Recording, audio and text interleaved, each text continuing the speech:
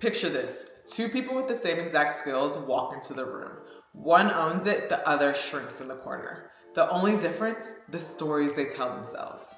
See, confidence isn't just what you have, it's about what you believe about yourself. Many women over 30 find themselves shrinking in their careers, relationships, even in physical spaces. But we're not doing that anymore. I know firsthand what it's like to play small, but that ends today. Let's talk about how we embody main character energy and step into the confidence that's already yours. As always, this video is broken down into chapters, making it easy for you to follow. Today, we will cover what confidence really means, common myths around confidence, how to tap into your main character energy, being okay with internal validations, and how to really embody confidence. So grab your matcha or coffee. This is a judgment-free zone. Get comfy and let's get into it. Chapter 1, what is confidence? Before we talk about building confidence, let's define it because chances are you've been sold some myths that are keeping you stuck. Confidence, by definition, is a feeling of trust in one's abilities, qualities, and judgment, aka self-trust by doing. It's not about knowing all the answers. It's about knowing that whatever happens, you will figure it out. Confidence isn't something you just have. It's something you build through action. So let's break down some common myths about confidence. What confidence is not. Confidence is not arrogance. Arrogance is overestimating your abilities at the expense of others. Confidence, on the other hand, it's about knowing your worth without needing to prove it. Another myth. Confidence is not just for extroverts. Look, some of the most powerful people move quietly with intention. Confidence is self-trust, not volume. Last myth, people aren't born with confidence. Confidence isn't in your DNA. It's built through experience. Think about driving a car. When you first started, you were nervous. You practiced, you became a natural. Confidence is a byproduct of doing. Take me, for example. 5 years ago, I was sitting in my boss's office as a director for a performance review. And y'all, the energy was heavy. You know that feeling when somebody wants you to shrink yourself? This manager has been trying to mold me into her version of what I should be. Now I'm here being told I wasn't confident enough because I didn't speak up the way she wanted me. I wasn't loud enough. But that moment became my wake-up call. I realized I needed to be on a team that supported, understood me. Instead of trying to change my boss's mind or dim my light, I chose myself. I found a new job with more pay that welcomed my voice. And here's what I learned. Put yourself first in situations where you feel confident. Surround yourself by people who uplift you. For me, confidence is knowing that I am enough exactly as I am, but also believing in my capacity to grow. And as a woman in my 30s, I've realized confidence isn't about getting it right. It's about trusting myself, even when I don't have it all figured out. And for the ladies who juggle multiple roles, careers, family, relationships, even a side hustle, let me tell you firsthand, you do not need to be everything to everyone. The pressure to be superwoman, that is not confidence, that is exhaustion. And real talk, as a woman of color, we often feel the need to work twice as hard to be seen half as good. We internalize messages about being too loud, too bold, too quiet. But here's what I've learned. Those limitations, they're not ours to carry. Your confidence is your birthright. So let's step into it. Chapter 2, how to build main character energy. Let's break it down in 4 easy steps, starting with step 1, goal setting. Nothing kills confidence faster than letting yourself down, okay? That's why goal setting matters. Confidence isn't something you are born with. It's built through competency. The more you do something, the more competent you become. And with competency comes confidence. I know that is a tongue twister, just stick with me, okay? If you are waiting to feel confident before you take action, you are doing it backwards. Confidence doesn't come first. Trying comes first. Competency follows, then confidence grows naturally.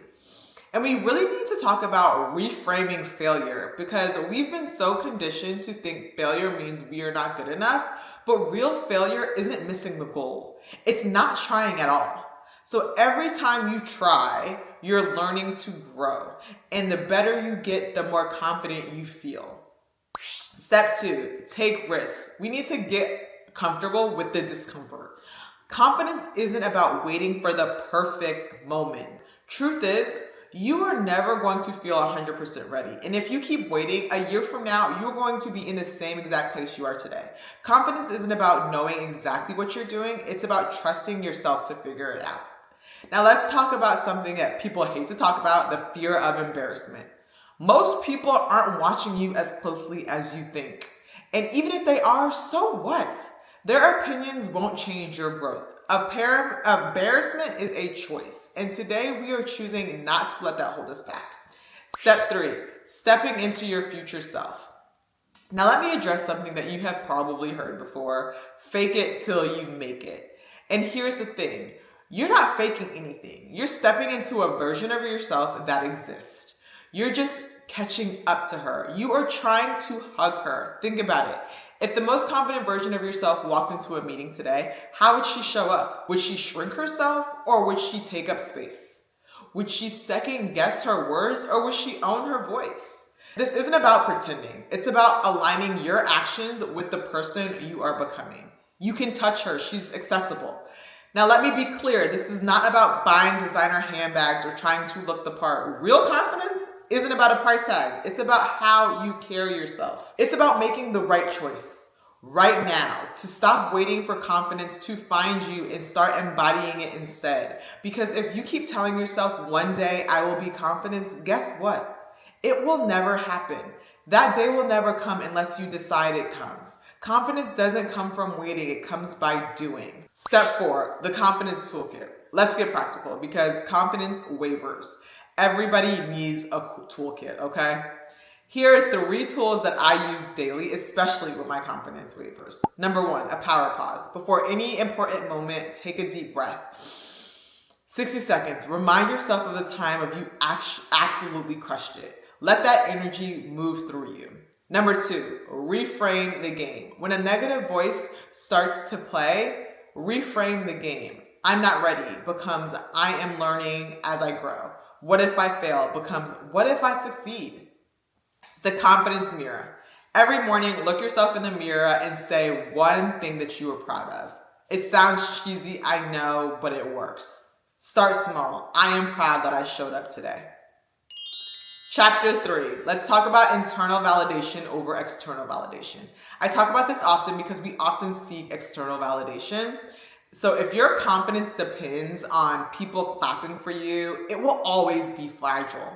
Confidence isn't built on the outside approval. It's built with self-trust. So let's stop seeking permission and start validating ourselves first. So how do we do that? Start by building trust within ourselves, keeping our promises to ourselves.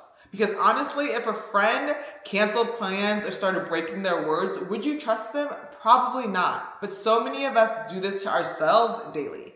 Every small promise you keep to yourself, whether that's drinking water, posting on Instagram, following a workout, you are building your confidence bank. So let's do something fun right now. Grab a piece of paper or your phone, write down a time where you really felt good about yourself. Now the key question here, how many of those moments depended on somebody else's approval or was it your own? It was probably your own. Let's work on creating more moments that come from within. Here's my rule, and you guys can use it too. Every external validation you receive, give yourself 2 internal ones. Someone compliments your presentation, awesome. Now add, I'm proud of how I prepared. I'm also proud on how I handled those tough questions. Chapter 4, Embody Confidence Daily. Now let's get into a non-negotiable, movement. Working out isn't just about looking good, it's about feeling strong and clearing your mind. When you push your body past what you thought it could do, your mind follows. If you are serious about being confident, exercise has to be a part of your routine. And I don't mean spending hours at the gym, just move your body, strength training, walking, stretching, running, it all counts. Because when you feel strong, you show up strong. Movement isn't just about exercise. It's about taking up space in this world. Want to know what really taught me about confidence? This year, I decided to train for a half marathon with my husband. Now, mind you, this was after a 10-year break, 2 kids, my youngest just turned 1. But here's where it gets real. 2 runs really stick with me. A month into my training, 20 minutes into my Sunday morning long run, the sky opened up and it was torrential downpour. Then this past Sunday, it was 26 degrees in Georgia. I had to layer up like it was the Arctic. Now, I could have made every excuse to turn back. Bad weather, kids at home, too cold, too wet. But pushing through those runs, that built a different kind of confidence. See, that's the thing about confidence. Something that is built in the moments when everything is telling you to quit. Every time you push through when it's hard, when it's uncomfortable, when you've got every reason to stop, that is pure confidence in action. Those weren't just training runs for me. They were proof that I could do the hard things even when it would have been easier not to do it at all. Let's talk about some daily rituals. Starting with a power pose. Yes, I know it's woo-woo, but science really backs this up. 2 minutes of standing in a power pose, looking yourself in the mirror, literally changes your hormone levels. Try it before the next time you go on a date, you post something, anything. Number 2, the confidence speech. You need to pay attention to your language. Are you apologizing when you had nothing to apologize for? Are you making statements that sound like questions? Small shifts in how you speak make a huge difference. Number 3, end each day by writing down 3 wins. They don't have to be huge. Maybe you spoke up in a meeting or tried a new recipe or started posting on social media. Confidence grows when you acknowledge your progress. Let's talk about our environment. Your environment either builds you up or tears you down. Take a look at your social media feeds, the podcasts you listen to, the people you spend time with. Are they feeding your confidence or are they draining it? I had to make some tough decisions about my friendships that were keeping me small. It wasn't easy, but protecting my confidence, my peace, sometimes means setting boundaries. Look, I know we have covered a lot, but none of this works if you do not apply. Confidence is built daily, step by step. So leave a comment below what's one thing you're committing to daily to strengthen your confidence. Let's hold each other accountable. And if you love this video, like and comment, and please don't forget to subscribe. And speaking of confidence, check out my favorite video, how to go from that girl to that woman, because baby, it is time to stop playing small and step into our next level self. See you guys soon. Bye.